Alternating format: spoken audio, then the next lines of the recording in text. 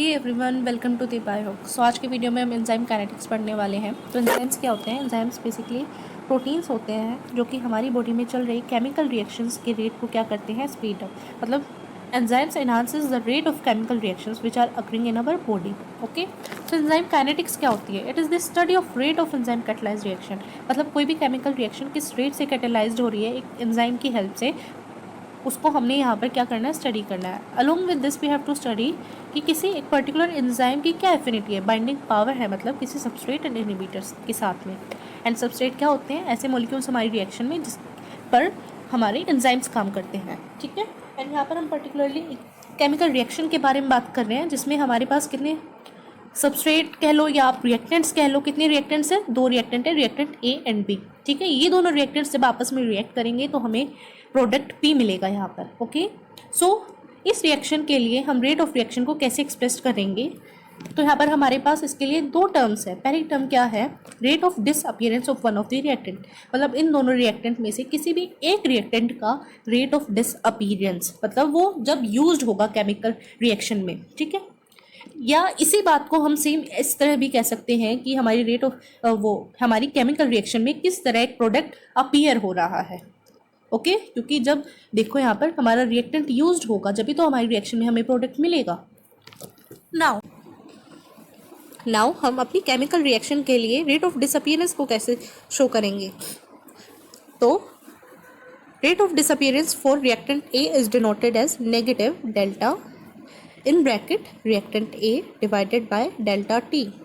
यहाँ पर डेल्टा का मतलब क्या है? चेंज। ठीक है, and A simply refers to the reactant A. But यहाँ पर हमने ब्रैकेट क्यों यूज़ करा है? इट शोज की कंसंट्रेशन कितनी है हमारी रिएक्शन में रिएक्टेंट ए की। ठीक है, तो overall change in concentration of reactant A divided by change in time. And यहाँ पर आप देख रहे होंगे हमने नेगेटिव साइन यूज़ करा है यहाँ पर, तो simply it refers to the rate of disappearance. क्योंकि हमारा रिएक्टेंट यहाँ पर यूज़ होगा ना रिएक्शन में, तो उसको बताने के लिए हमने यहाँ पर नेगेटिव साइन यूज़ करा है। सिमिलरली फॉर रिएक्टेंट बी हम क्या यूज़ करेंगे? Negative delta in bracket reactant B divided by delta T, which shows rate of disappearance of reactant B in any chemical reaction. Okay, now rate of appearance की अगर हम बात करें, मतलब हमारा प्रोडक्ट P के रेट को कैसे बताएंगे हम कि वो किस तरह से अपीयर हो रहा है? तो it is denoted as delta concentration of product P divided by change in time. Okay, तो यहाँ पर एक पर्टिकुलर टाइम की अगर हम बात करें तो उस पर्टिकुलर टाइम में हमारा रेट ऑफ रिएक्शन क्या होगा? तो that rate is directly proportional to the product of both the concentration of reactant. मतलब अगर इस रिएक्शन की बात कर रहे हैं तो यहाँ पर concentration of A multiplied by concentration of reactant B. ठीक है, एंड इसी के साथ में हमने यहाँ पर एक्सपोनेंट्स भी यूज़ कर रहे हैं पर्टिकुलरली दोनों रिएक्टेंट्स के लिए। ठीक है, तो यहाँ पर exponent A which is small a, मतलब it is denoted as small a। ये क्या बता रहा है? Number of molecules of reactant A. And small B क्या बताएगा? Number of molecules of reactant B. ठीक है, एंड यहाँ से अगर हम प्रोपोर्शनैलिटी का साइन हटाएंगे तो वी नो कि कांस्टेंट आएगा, एंड इस कांस्टेंट को हम यहाँ पर क्या बोलते हैं? Rate constant. ओके जी, now overall order of reaction, मतलब हमारी रिएक्शन में ओवरऑल ऑर्डर क्या होगा? It is sum of all the exponents. मतलब अगर इस रिएक्शन में हमारे पास दो रिएक्टेंट है तो कितने एक्सपोनेंट्स हो गए रिएक्टेंट्स के लिए? दो रिएक्टेंट, तो इन दोनों का सम। ठीक है, क्या बताएगा? उस रिएक्शन का ओवरऑल क्या ऑर्डर है? तो हमारे पास तीन ऑर्डर होते हैं हमारे रिएक्शंस के लिए, which are first order, second order and zero order. And हमारी कोई भी रिएक्शन फर्स्ट या सेकेंड या जीरो ऑर्डर कब होगी? It depends on the concentration of reactant. मतलब उस रिएक्शन में रिएक्टेंट की कितनी अमाउंट प्रेजेंट है उसके हिसाब से होगा। So starting with the very first order which is first order reaction, इसमें क्या होता है? In this rate of reaction is directly proportional to the concentration of single reactant. मतलब फर्स्ट ऑर्डर रिएक्शंस के लिए जो रेट होगा ना रिएक्शंस का, वो सिर्फ और सिर्फ डिपेंड करता है concentration of any one reactant. ठीक है, मतलब या तो पर्टिकुलरली ए के लिए, मतलब जो हमने पीछे अपनी रिएक्शन लिखी थी ना जिसमें हमारे पास सिर्फ दो रिएक्टेंट्स थे, तो इनमें से किसी एक के लिए होगा, या ए के लिए होगा या यहाँ पर सिर्फ बी के लिए होगा। ठीक है, दोनों के एक साथ यहाँ पर हम नहीं लेते। तो सेम यहाँ पर भी अगर हम प्रोपोर्शनैलिटी का साइन हटाएंगे तो हमारे पास कांस्टेंट आ जाएगा, that is rate constant which is के। ठीक है, एंड ये ध्यान रखना यहाँ पर हम रेज टू द पावर यहाँ पर 1 लिख रहे हैं।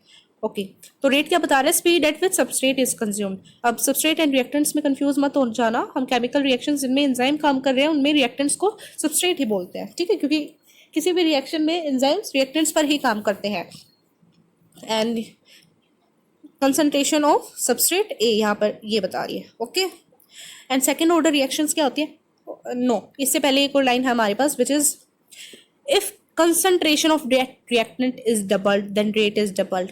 it simply means कि देखो हमारा रेट डायरेक्टली प्रोपोर्शनल था concentration of any one substrate, ठीक है, तो अगर हम इस सबस्ट्रेट की कंसंट्रेशन को डबल्ड कर देंगे तो सिंपल सी बात है हमारा रेट भी तो डबल्ड हो जाएगा, ठीक है। तो आप यहाँ पर अगर ट्रिपल्ड कर लो तो यहाँ पर रेट भी ट्रिपल होगा, मतलब कितना भी यहाँ पर कितने भी टाइम्स बढ़ा लो यहाँ पर हमारा रेट भी उतने ही टाइम्स बढ़ने वाला है, ठीक है। बट सेकेंड ऑर्डर रिएक्शन में क्या होता है, हमारा जो रेट ऑफ रिएक्शन है ना वो डायरेक्टली प्रोपोर्शनल होता है product of concentration of to reactants, ठीक है।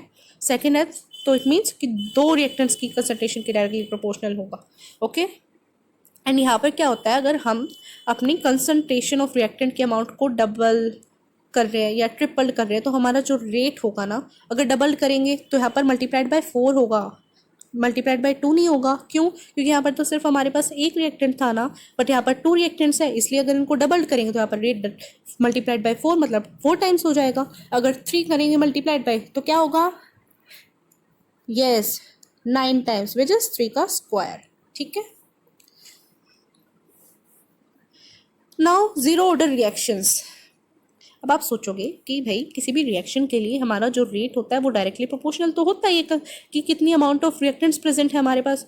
अब जीरो ऑर्डर रिएक्शन का क्या मतलब है, इसका ये मतलब है क्या हमारा जो रेट होगा वो रिएक्टेंट्स की कंसंट्रेशन की डायरेक्टली प्रोपोर्शनल नहीं होगा, ये कैसे हो सकता है। तो let me tell you that it is also possible. अब कैसे है क्या है देख लेते हैं एक बार। In this rate of reaction is independent of concentration of reactants, मतलब वही बात है कि हमारा जीरो ऑर्डर रिएक्शन में जो रेट है वो इंडिपेंडेंट होगा, मतलब डायरेक्टली प्रोपोर्शनल नहीं होगा किसके, कंसंट्रेशन ऑफ रिएक्टेंट के, ठीक है। So reaction proceed at constant rate regardless of how much reactant is present, मतलब रिएक्शन पे कोई फर्क नहीं पड़ता कि आप कितनी अमाउंट ऑफ कंसंट्रेशन को बढ़ा रहे हैं कम कर रहे हैं, वो अपनी कॉन्स्टेंट रेट में चलने वाली है, ठीक है। तो hair rate is directly proportional to the concentration of any reactant but raised to the power 0, which simply means कि rate is directly proportional to 1। and हम अब proportionality का साइन हटाएंगे तो यहाँ पर क्या आ जाएगा, rate of reaction is equal to rate constant which is k। okay now यहाँ पर जैसे एक टेबल की फॉर्म में लिख दिया मैंने हमारे ऑर्डर ऑफ रिएक्शन एंड उनका रेट जब हम कंसंट्रेशन को डबल या ट्रिपल करते हैं। तो जीरो ऑर्डर का तो आपको पता ही है कि कंसंट्रेशन को कितना ही ऊपर नीचे कर लो कोई चेंज नहीं आना रेट ऑफ रिएक्शन पे, ठीक है। बट फर्स्ट ऑर्डर पे क्या होना है, अगर कंसंट्रेशन हम डबल कर रहे हैं तो हमारा रेट भी डबल हो जाएगा, अगर ट्रिपल कर रहे हैं तो हमारा रेट भी ट्रिपल हो जाएगा। ये था फर्स्ट ऑर्डर के लिए।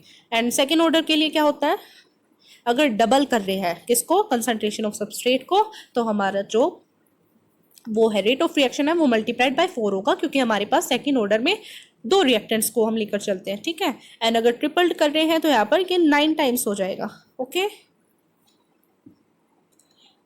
Now if we talk about kinetics of enzyme catalysed reaction, ठीक है। तो जो रेट होता है ना, पहली बात तो हम रेट को ना वेलोसिटी भी बोलते हैं, ठीक है। तो when rate measured at varying concentration of substrate, मतलब जब हम रेट को मेज़र करते हैं कब, जब हम सबस्ट्रेट की कंसंट्रेशन को इंक्रीज या डिक्रीज कर रहे हैं, मतलब वेरी कर रहे हैं, then rate depend on substrate concentration. It simply means कि अगर आप सबस्ट्रेट की कंसंट्रेशन को बढ़ा रहे हैं तो हमारा रेट ऑफ रिएक्शन भी क्या होगा, इंक्रीज होगा। अगर सबस्ट्रेट की कंसंट्रेशन को डिक्रीज कर रहे हैं तो रेट ऑफ रिएक्शन भी डिक्रीज होगा। तो at low concentration of substrate V naught, मतलब हमारी इनिशियल वेलोसिटी स्टार्टिंग रेट जो है रिएक्शन का वो इंक्रीज होगा linearly with increase in substrate, मतलब जैसे जैसे सबस्ट्रेट की अमाउंट या कंसंट्रेशन आप इंक्रीज कर रहे हैं वैसे वैसे हमारा रिएक्शन का रेट भी इंक्रीज होगा, मतलब वेलोसिटी भी इंक्रीज होगी। कैसी वेलोसिटी, इनिशियल वेलोसिटी मेंशन करना मत भूलना। बट यहाँ पर हमारे पास एक टर्म आ जाती है जो कि बहुत ज़्यादा इंपॉर्टेंट है, क्वेश्चन पूछ लिया जाता है कि वो बताओ व्हाट इज सैचुरेशन इफेक्ट, जिसे हम एंजाइम सैचुरेशन भी बोलते हैं। तो इसमें क्या होता है, हमने अभी देखा था कि सबस्ट्रेट की अमाउंट को इंक्रीज या डिक्रीज कर रहे हैं तो उस पर हमारे रिएक्शन का रेट भी इंक्रीज या डिक्रीज हो रहा है उसी के साथ में, ठीक है। बट एक टाइम ऐसा आएगा जब हमने सबस्ट्रेट के अमाउंट को बहुत ज़्यादा हाई कर दिया, तो उस टाइम पर ना हमारी जो इनिशियल वेलोसिटी है, मतलब वी नोट है, वो किस में कन्वर्ट हो जाएगी, वी मैक्स में कन्वर्ट हो जाएगी। ठीक है, जिसे हम क्या बोलते हैं, मैक्सिमम रिएक्शन वेलोसिटी। अब इस स्टेज पे या इस कंडीशन पे क्या होगा, कितना ही आप अपनी सबस्ट्रेट की कंसंट्रेशन को इंक्रीज कर लो, हमारी रेट ऑफ रिएक्शन में कोई फर्क नहीं पड़ेगा। ठीक है, एंड इस इफेक्ट को हम सैचुरेशन इफेक्ट बोलते हैं। तो यहाँ पर एक बार फिर से बताया हुआ है कि लो कंसंट्रेशन में सबस्ट्रेट की वेलोसिटी डायरेक्टली प्रोपोर्शनल होगी सबस्ट्रेट की कंसंट्रेशन से, मतलब जितना इंक्रीज करोगे उतना ही वेलोसिटी भी इंक्रीज होगी। ठीक है, तो इस केस को हम क्या बोलते हैं, फर्स्ट ऑर्डर रिएक्शन। बट अगर सबस्ट्रेट की कंसंट्रेशन काफ़ी ज़्यादा हाई हो गई है तो उसमें velocity becomes independent of concentration of substrate, and इस रिएक्शन के ऑर्डर को हम क्या बोलेंगे, जीरो ऑर्डर। पढ़ा था ना हमने कि कोई इफेक्ट नहीं पड़ता जीरो ऑर्डर में सबस्ट्रेट की कंसंट्रेशन का रेट ऑफ रिएक्शन पर। ठीक है, तो यहाँ पर हमने एक ग्राफ बना लिया है। ठीक है, which is V naught versus concentration of substrate graph. तो देखो यहाँ पर क्या है, जब हम इस डायरेक्शन में जा रहे हैं तो धीरे धीरे हमारे सबस्ट्रेट की अमाउंट बढ़ रही है, एंड यहाँ से यहाँ हमारी रेट ऑफ रिएक्शन मतलब वेलोसिटी बढ़ रही है रिएक्शन की। ठीक है, तो पहले वाली स्टेजेस में तो आप क्या देख रहे हो, जैसे जैसे सबस्ट्रेट के अमाउंट को इंक्रीज कर रहे हो वैसे वैसे हमारी वेलोसिटी भी इंक्रीज हो रही है। ठीक है, इसलिए ग्राफ कुछ ऐसा जा रहा है स्टार्टिंग स्टेजेस में यूं। बट आप यहाँ पर देखो, ये जो पॉइंट आया ना, ये वाला, कि मतलब अब आप सबस्ट्रेट के अमाउंट तो बढ़ाए जा रहे हो, यहाँ पर ऐसे इंक्रीज होती जा रही है, बट हमारी वी नोट मतलब इनिशियल वेलोसिटी नहीं बढ़ रही है। ठीक है, तो ऐसा क्यों, क्योंकि यहाँ पर वी नोट कन्वर्ट हो गया वी मैक्स पे। कब कन्वर्ट होगा, जब हमारा सबस्ट्रेट हाई अमाउंट पर पहुंच जाएगा। ठीक है, तो स्टार्टिंग में मतलब इनिशियली जब हमारा डिपेंड कर रही थी रिएक्शन की वेलोसिटी सबस्ट्रेट के अमाउंट पे, तो इनिशियली तो वो रिएक्शन का रेट क्या होगा, फर्स्ट ऑर्डर वाला होगा। ठीक है, एंड धीरे धीरे सेकंड पे भी पहुंचेगा, बट इन द लास्ट वो जीरो ऑर्डर पे पहुंच जाएगी हमारी रिएक्शन। क्यों, क्योंकि हमारा इस टाइम पर सबस्ट्रेट के अमाउंट को इंक्रीज या डिक्रीज करने से वी नोट पर मतलब वेलोसिटी पर कोई फर्क नहीं पड़ता, क्योंकि अब जो रिएक्शन की वेलोसिटी है वो वी मैक्स में कन्वर्ट हो गई है, रेट वी मैक्स पर पहुंच गया है। Okay, now at any time in reaction enzyme exist in two forms, मतलब हम रिएक्शंस में किसी भी टाइम पर देख ले तो हमारा एंजाइम दो फॉर्म्स में प्रेजेंट होता है। सबसे पहली फॉर्म है free and second form is ES complex. मतलब इसमें क्या है, जैसे हमारे पास ये कोई कंटेनर है मान लो, और एंड इस कंटेनर में हमारे पास बहुत सारे एंजाइम्स प्रेजेंट है। ठीक है, ये रहे एंजाइम्स। अब थोड़े से हमारे पास यहाँ पर क्या आ गए, सबस्ट्रेट आ गए, तो इस टाइम पर तो देखो हमारा एंजाइम ज़्यादातर फ्री फॉर्म में ही ना प्रेजेंट है। क्यों, क्योंकि यहाँ पर जो कंसंट्रेशन है सबस्ट्रेट की वो लो है। ठीक है, बट एट वी मैक्स पे क्या हो रहा है, अब देख लो हर एक एंजाइम के लिए उसका सबस्ट्रेट आ गया। ठीक है, मतलब अब हमारी रेट ऑफ रिएक्शन अपने पीक पॉइंट पे पहुंच गया है, V naught is converted into V max. अब आप कितना ही सबस्ट्रेट के अमाउंट को बढ़ा लो, लेकिन रेट ऑफ रिएक्शन पे कोई फर्क नहीं पड़ता, क्योंकि हमारे जितनी भी एंजाइम्स हैं उन पर हमारे सबस्ट्रेट्स ने ऑक्यूपाई कर लिया ना उनको। अब हमारे पास एंजाइम्स ही नहीं है तो कुछ फर्क ही नहीं पड़ेगा रिएक्शन पे। ठीक है जी, yes. So when all enzyme is present as ES complex, E is saturated with S। मतलब यही बोला है कि जब हमारे रिएक्शन में सारे के सारे एंजाइम किस फॉर्म में प्रेजेंट हो गए, ES की फॉर्म में, तो सिंपल सी बात है एंजाइम बाइंड हो चुके हैं सबस्ट्रेट के साथ में। ठीक है, so further increase in substrate, no effect on reaction velocity. तो कितना ही आप अब सबस्ट्रेट को बढ़ाते जाओ, कोई इफेक्ट थोड़ी ना आएगा हमारी वेलोसिटी पर, क्योंकि सारे के सारे एंजाइम ऑक्यूपाई हो गए ऑलरेडी। ठीक है जी, now after the S complex break down to LP, देखो क्या होता है हमारी रिएक्शन में, एक बार बता देती हूँ आपको। सबसे पहले तो हमारे पास एंजाइम होता है, ठीक है, उसके साथ हमने सबस्ट्रेट को मिलाया, देन हमारे पास एक कंडीशन बनेगी जिसको हम बोलते हैं एंजाइम सबस्ट्रेट कॉम्प्लेक्स। मतलब एक कॉम्प्लेक्स बनेगा, कंडीशन क्या, कॉम्प्लेक्स मिल रहा है हमारे पास, जिसे हम एंजाइम सबस्ट्रेट कॉम्प्लेक्स बोल रहे हैं। तो उसके बाद ये किस में कन्वर्ट हो जाएगा, ये कॉम्प्लेक्स प्रोडक्ट में। ठीक है, ये बात कह रहे हैं हम। तो after the ES complex break down to LP, मतलब जब ES कॉम्प्लेक्स ब्रेक डाउन हो जाता है, टूट जाता है, क्यों, क्योंकि हमें P देगा, वो प्रोडक्ट देगा। The enzyme is free to catalyse reaction of another molecule. अब ये बात क्या बोली है, इट सिंपली मीन्स कि हमारा जो एंजाइम है ना वो सिर्फ अपना काम करके वहाँ से चला जाता है, वो प्रोडक्ट में कन्वर्ट नहीं होता, वो सिर्फ सबस्ट्रेट को बोलता है कि आप जल्दी से प्रोडक्ट बना दो, ठीक है, खुद नहीं कन्वर्ट होगा वो प्रोडक्ट में। अगर एक बार एंजाइम सबस्ट्रेट कॉम्प्लेक्स ने प्रोडक्ट बना लिया तो वहाँ से हमारा एंजाइम फ्री हो जाएगा एंड वो किसी और रिएक्शन को कैटेलाइज करने के लिए वहाँ से चला जाएगा, ठीक है। तो यहीं से हमारी शुरुआत होती है माइकलिस मेंटन इक्वेशन की। तो ये क्या है, तो ये दोनों साइंटिस्ट है माइकलिस एंड मेंटन। तो they propose general theory of enzyme action in 1913, मतलब इन्होंने 1913 में एक जनरल सी थ्योरी दी थी हमें एंजाइम एक्शन के लिए, ठीक है। तो क्या काम कर रहे थे, कब दी थी उन्होंने, उसके बारे में थोड़ा सा देख लेते हैं। वो स्टडी कर रहे थे kinetic of an enzymatic reaction, जिस रिएक्शन में क्या हो रहा था, जो सुक्रोज है, डाइसैकेराइड शुगर है, वो कन्वर्ट हो रही थी मोनोसैकेराइड्स में, ग्लूकोज एंड फ्रक्टोज में, with the help of enzyme invertase, ठीक है। तो उन्होंने यहीं से एक स्कीम निकाली of single substrate enzyme catalysed reaction. मतलब उन्होंने बताया कि जब हमारे पास सिर्फ और सिर्फ एक सिंगल सबस्ट्रेट होता है हमारी रिएक्शन में, तब क्या होगा। तो तब ये होता है कि सबसे पहले हमारा एंजाइम सबस्ट्रेट के साथ कंबाइन करके हमें एंजाइम सबस्ट्रेट कॉम्प्लेक्स देगा, ठीक है। एंड ये वाला जो स्टेप है ना, ये फास्ट स्टेप है, बहुत जल्दी हो जाता है हमारे रिएक्शन में। देन उसके बाद enzyme substrate complex enzyme plus product देंगे, ठीक है। एंड ये वाली जो रिएक्शन है ना, ये रिवर्सिबल नेचर की है तो ये भी रिवर्सिबल नेचर की, this one. But if P is negligible, अगर हमारे रिएक्शन में जो प्रोडक्ट बन रहा है वो काफ़ी स्मॉल अमाउंट में बन रहा है, then formation of ES from product can be ignored. तो ये जो रिवर्सिबल है ना, कि मतलब एंजाइम सबस्ट्रेट कॉम्प्लेक्स ने एक बार एंजाइम प्लस प्रोडक्ट बनाया था, तो यहाँ से वापस एंजाइम सबस्ट्रेट कॉम्प्लेक्स मिलना हम इग्नोर कर सकते हैं, ठीक है। तो हम इस वाले को इग्नोर करते हैं।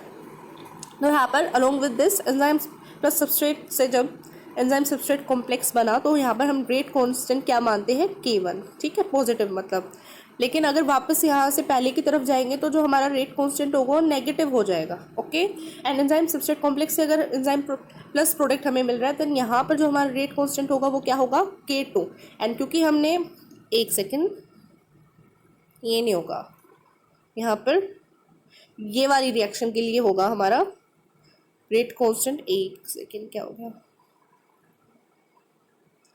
हाँ, ये वाली रिएक्शन के लिए होगा हमारा रेट कांस्टेंट K2, ठीक है। क्योंकि इसमें हम क्या बता रहे हैं कि एंजाइम सबस्ट्रेट मिलकर एंजाइम प्लस प्रोडक्ट हमें दे रहे हैं, ये तो रिवर्सिबल शो कर रहा था ना, एंड इसे हमने क्या कर दिया था, इग्नोर कर रहा था अपनी रिएक्शन में, ओके। तो यहाँ पर K1 क्या है, दिस वन। तो it shows the rate constant for formation of enzyme substrate complex, and इस कॉम्प्लेक्स को हम माइकलिस कॉम्प्लेक्स भी बोलते हैं। देन K-1 आपको पता ही है कि it shows the rate constant for reverse reaction, ठीक है। या हम क्या कह सकते हैं कि dissociation of enzyme substrate complex के लिए रेट कांस्टेंट है ये। And K2 shows the rate constant for conversion of enzyme substrate complex to product P। Simply क्या है कि ये हमारी रेट कांस्टेंट है, एंड आपको बताने कि किस रिएक्शन के लिए है पर्टिकुलरली रेट कांस्टेंट। नाउ जैसा कि हमने अज्यूम करा था कि सेकेंड रिएक्शन इरिवर्सिबल है, means no product converted back to substrate, ठीक है। तो यहाँ पर ये मैकलिस मेंटन इक्वेशन में हम अज्यूम कर रहे हैं। तो ओवरऑल जो पोस्टुलेशन है वो क्या निकल के आती है कि enzyme first combine reversibly with substrate to form enzyme substrate complex. तो यही हुआ था, एंजाइम सबस्ट्रेट के साथ मिलकर हमें क्या मिला था, एंजाइम सबस्ट्रेट कॉम्प्लेक्स मिला था इन अ वेरी फास्ट, मतलब एक फास्ट एंड रिवर्सिबल स्टेप में, मतलब हम पहले वापस की तरह भी जा सकते हैं यहाँ पर, ठीक है। अब इसके बाद क्या होगा, देन एंजाइम सबस्ट्रेट कॉम्प्लेक्स, मतलब this complex break down in a slower second step, मतलब जो नेक्स्ट रिएक्शन चलेगी वो स्लो होगी, ओके। एंड यहाँ से हमें क्या मिलेगा, देन एंजाइम सबस्ट्रेट, एंजाइम और प्रोडक्ट मिलेंगे हमारे, okay. Now interpretation of Michaelis Menten model, मतलब जो माइकलिस मेंटन के मॉडल से हमारे पास इंटरप्रिटेशन आई थी, उसको ब्रिग्स एंड हेडन, इन दो साइंटिस्ट ने रिफाइन करा by considering steady state assumption. अब ये क्या है, स्टेडी स्टेट अजम्पशन बोलती है ES remains constant over time, that is rate of formation of ES complex equals to the rate of its breakdown। मतलब जितना हमारे रिएक्शन में एंजाइम सबस्ट्रेट कॉम्प्लेक्स बन रहा है ना, मतलब उसका रेट ऑफ फॉर्मेशन जो है वो बराबर होगा rate of its break down in a reaction, okay. Now what is reaction velocity, it is the product of K2 and ES complex, ठीक है। तो रिएक्शन वेलोसिटी को हम V0 से भी डिनोट कर सकते हैं, and it is equal to the product of K2 and ES complex. And ये कहाँ से हमें मिला, from the law of mass of action से। अब हमें पता है कि वी नोट जो है वो वी मैक्स में कब बनेगा, जब catalytic site on enzyme are saturated with substrate, मतलब जितने भी हमारी रिएक्शन में एंजाइम प्रेजेंट है ना वो सारे के सारे सबस्ट्रेट के साथ मिल गए हैं, कोई भी फ्री एंजाइम नहीं है हमारे पास, तो वी नोट किस में कन्वर्ट हो जाएगा, वी मैक्स में। Then V naught is equal to V max and it is equal to K2 multiplied by ES, but यहाँ पर हमने क्या बोला कि एंजाइम सबस्ट्रेट किसके बराबर हो जाएगा, टोटल एंजाइम के, तो यहाँ पर हम क्या लिखेंगे, ET which shows total enzyme in a reaction. Okay, now Michaelis Menten equation की derivation which is really important, आपको ये मतलब बिल्कुल भी मत छोड़ देना, ठीक है। तो हम रिएक्शन के लिए स्टार्ट करते हैं। तो सिंपल जो हमारी पहली रिएक्शन थी वही है यहाँ पर कि एंजाइम एंड सबस्ट्रेट ने मिलकर एंजाइम सबस्ट्रेट कॉम्प्लेक्स बनाया। देन वहाँ से एंजाइम सबस्ट्रेट कॉम्प्लेक्स का ब्रेकडाउन हो सकता है या तो एंजाइम प्लस प्रोडक्ट के लिए या वापस एंजाइम प्लस सबस्ट्रेट देने के लिए, ठीक है। तो यहाँ पर हमने अभी पीछे देखा था कि रिएक्शन वेलोसिटी या इनिशियल वेलोसिटी किस किस का प्रोडक्ट है, K2 मतलब this one and ES, okay. And V max कब कन्वर्ट होगा, वी नोट में, जब हमारे सारे के सारे एंजाइम सबस्ट्रेट किस में कन्वर्ट हो जाएंगे, मतलब टोटल एंजाइम्स में, ठीक है। नाउ इस रिएक्शन के लिए मतलब इस रिएक्शन के लिए हमारा rate of formation of ES क्या होगा, तो it is K1 multiplied by enzyme and substrate की कंसंट्रेशन, ठीक है। एंड रेट ऑफ ब्रेकडाउन क्या होगा ES के लिए, वो इस डायरेक्शन में भी जा सकता है वापस एंजाइम प्लस सबस्ट्रेट देने के लिए, या इस डायरेक्शन में भी जा सकता है एंजाइम प्लस प्रोडक्ट देने के लिए, ठीक है। तो यहाँ पर नेगेटिव भी हो सकता है K-1 rate constant and K2 ये भी हो सकता है with the product of their concentration, ठीक है। तो यहाँ से हम K-1 एंड K+2 को एक साइड ले लेंगे एंड ES कॉम्प्लेक्स की कंसंट्रेशन को कॉमन है क्योंकि इसलिए बाहर ले लेंगे ब्रैकेट में, ठीक है। Now rate of formation of AS is equal to rate of its breakdown, ये भी हमने पीछे देखा, तो यहाँ से हम इनको इक्वल कर देंगे, ठीक है। अब क्या करना है आपने, एंजाइम सबस्ट्रेट ये तो यहाँ पर ऑलरेडी है ना, ये तो इनको यहीं पर रहने देंगे और एंजाइम सबस्ट्रेट कॉम्प्लेक्स की कंसंट्रेशन को यहाँ पर इसके नीचे ले आएंगे, ठीक है। तो यहाँ पर ऑलरेडी क्या था, क्या बचा, K-1 प्लस K2 एंड नीचे क्या आ गया, K1, ठीक है। तो ये जो पूरा है ना इसको हम क्या मान लेंगे, Km या माइकलिस कांस्टेंट भी बोलते हैं जिसे हम, okay. And we know that कि हमारी किसी भी रिएक्शन में टोटल एंजाइम कितना होता है, तो या तो वो एंजाइम फ्री फॉर्म में प्रेजेंट होगा, ठीक है, एंजाइम की कंसंट्रेशन, या वो एंजाइम सबस्ट्रेट कॉम्प्लेक्स की फॉर्म में प्रेजेंट होगी रिएक्शन में, ठीक है, जैसे कि यहाँ पर हमने बताया। तो यहाँ से हम ET टोटल एंजाइम को इस साइड ले आएंगे तो हमारे एंजाइम इन रिएक्शन कितना हो जाएगा, total enzyme minus enzyme substrate, मतलब ये जो है ना ये कंसंट्रेशन ये फ्री एंजाइम बता रहा है, ET टोटल एंजाइम बता रहा है और ES क्या बता रहा है, ऐसे एंजाइम जो सबस्ट्रेट के साथ बाइंड हो गए हैं, ठीक है। एंड हमें पता है कि जो हमारा Km है, मतलब यहाँ से जो हमने निकाला था ना, ये किसके बराबर आ जाएगा, Km के, तो ये ओवरऑल Km किसके इक्वल आ जाएगा, एंजाइम की कंसंट्रेशन इनटू में सबस्ट्रेट की concentration divided by enzyme substrate complex की कंसंट्रेशन, ठीक है। तो यहाँ से हमने क्या निकाला था, free enzyme which is equal to concentration of total enzyme minus में एंजाइम विद सबस्ट्रेट कंसंट्रेशन, ठीक है। तो हम यहाँ पर ये पुट कर देंगे इसकी वैल्यू, ओके। नाउ अब ध्यान से देखना, हम इस वाली बात को ऐसे भी तो लिख सकते हैं, ठीक है।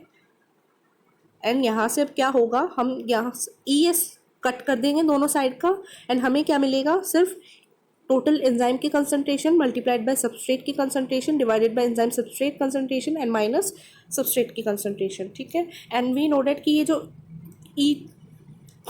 वी मैक्स है, एक सेकेंड, वी मैक्स है हमारे पास, वो किसके इक्वल है, product of rate constant K2 multiplied by total concentration of enzyme, ठीक है। तो हम ET को ऐसे भी तो लिख सकते हैं, V max divided by K2, तो यहाँ पर हमने सिंपली यही करा है, ET की जगह वी मैक्स अपॉन में K2 लिख दिया, ठीक है। एंड तो जो पहले था वो एज इट इज़ यहाँ पर वापस आ जाएगा। एंड वी नो कि ये जो K2 multiplied bye enzyme substrate की कंसंट्रेशन है वो किसके इक्वल है, यस वी नोट के इक्वल है, इनिशियल वेलोसिटी के इक्वल है, तो हमने लास्ट में ये पुट कर दिया, ठीक है। तो हमें ओवरऑल क्या मिल गया यहाँ से, V max multiplied by substrate की concentration divided by initial velocity minus में सबस्ट्रेट की कंसंट्रेशन, ठीक है। तो अगर हम यहाँ पर वी नोट को इस साइड लेके आएंगे तो वी नोट किसके बराबर हो जाएगा, V max multiplied by substrate की concentration divided by Km plus substrate. And ये अगर आप कंफ्यूज हो रहे हो तो let me clear you,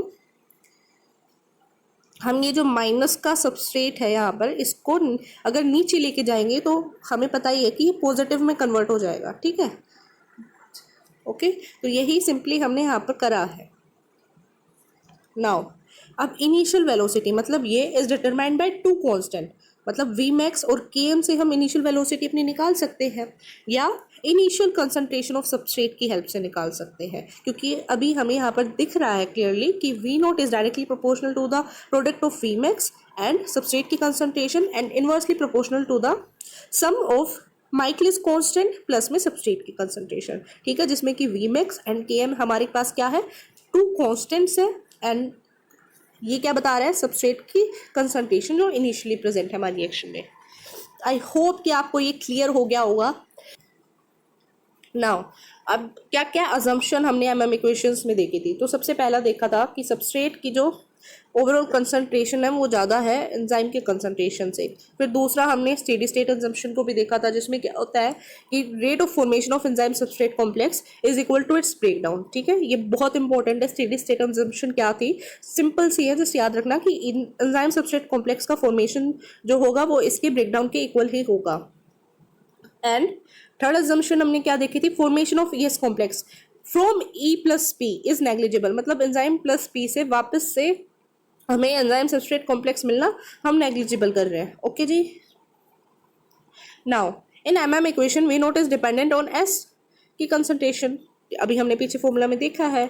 according to MM equation V naught versus substrate की concentration graph shows a rectangular hyperbola, मतलब this one. Okay, so all enzymes that exhibit a hyperbolic dependence of V naught on substrate concentration are said to follow MM kinetics, मतलब जितने भी हमारे enzymes hyperbolic dependence show करेंगे initial velocity की concentration versus substrate concentration graph में, तो उन सारे enzymes को हम क्या बोलेंगे कि वो फॉलो कर रहे हैं हमारे मैक्लिस-मेंटन काइनेटिक्स को, ठीक है। तो यहाँ पर ये हमारा ग्राफ है विच इज़ रियली इंपॉर्टेंट। तो इसमें हम क्या बता रहे हैं कि ये वी नोट है एंड ये सबस्ट्रेट की कंसंट्रेशन है। तो जैसे स्टार्टिंग में हम सबस्ट्रेट की कंसंट्रेशन बढ़ाते जा रहे हैं, हमारी इनिशियल वेलोसिटी भी बढ़ रही है, ठीक है, बट इन द लास्ट जब हमारा सबस्ट्रेट की कंसंट्रेशन हाई अमाउंट पे पहुंच जाएगा तो यहाँ पर हमारी वी नोट कन्वर्ट हो जाएगा वी मैक्स में, मतलब फर्दर सबस्ट्रेट की कंसंट्रेशन बढ़ाने से हमारी वेलोसिटी पर कोई फर्क नहीं आएगा, ठीक है। एंड अगर जो वी मैक्स का हाफ है, ये वाला पॉइंट, इसको हम क्या बोलते हैं, हाफ वी मैक्स, इस पॉइंट पर जो हमारे सबस्ट्रेट की कंसंट्रेशन है ना वो क्या हो जाएगी, के एम के बराबर, ठीक है। इसलिए यहाँ पर हमने ये लिखा है total substrate concentration when rate of reaction is half its maximum value, मतलब ये केएम की डेफिनेशन है, ठीक है।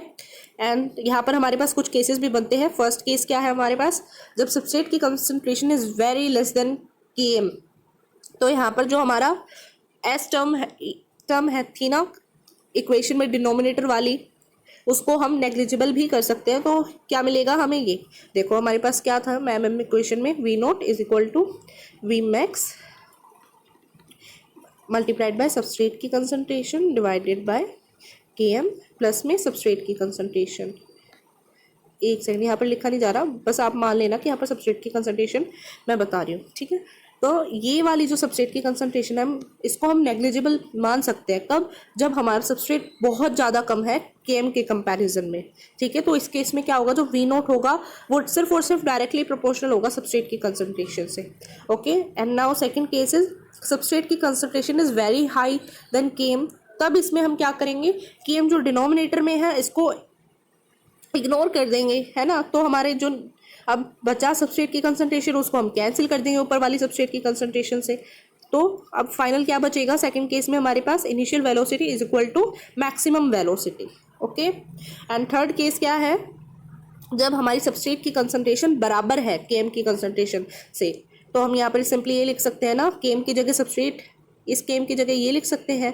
तो हमारे पास यहाँ पर सबस्ट्रेट प्लस सबस्ट्रेट हो जाएगा, तो 2 सबस्ट्रेट्स हो जाएंगे, जिसकी हेल्प से हम ऊपर वाला सबस्ट्रेट को कट कर देंगे। तो हमारे पास क्या बचेगा, सिर्फ V naught is equal to half of V max का हाफ, ठीक है, जो कि हम यहाँ पर ये शो कर रहे हैं। तो it is the substrate concentration at which reaction velocity is half of maximum velocity which is V naught is equal to half of V max. तो ये केसेस को आप ध्यान में रखना। इसी के साथ हमारी ये वीडियो कंप्लीट होती है। अगर बाय चांस कोई ऐसा टॉपिक है वीडियो में जो आपको क्लियरली समझ नहीं आया तो आप बता देना, मैं कोशिश करूँगी कि उस पर मैं एक और वीडियो बनाऊँ, ठीक है जी। तब तक के लिए tata bye bye, take care.